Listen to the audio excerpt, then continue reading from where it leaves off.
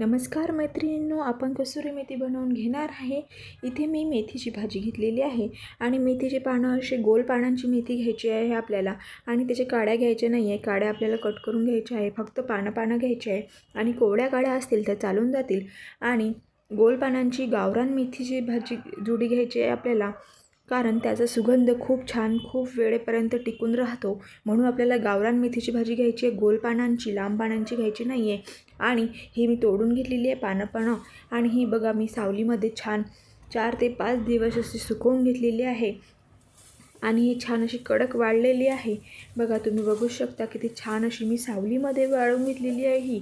ही उन्हात वाळवायची नाही आहे, आपल्याला सावलीमध्ये वाळवून घ्यायची आहे आणि त्यावर ओढणी किंवा पातळ असा कपडा टाकून आपल्याला सुकवून घ्यायची आहे, कारण धूळ डस्ट बसणार नाही म्हणून त्यासाठी। आणि बघा आपली कसुरी मेथी तयार आहे। आणि बघा ही मेथी कोणत्याही मसाल्याच्या भाज्यांमध्ये, काजू करीमध्ये, पनीरमध्ये टाकत असताना आपल्याला हातावर क्रश करून भाजीमध्ये वापरायला घ्यायची आहे। त्याने आपल्या भाजीला खूप छान सुगंध येतो आणि हे एअरटाईट डब्यामध्ये आपल्याला भरून ठेवायचे आहे, वर्षभर आरामात टिकते।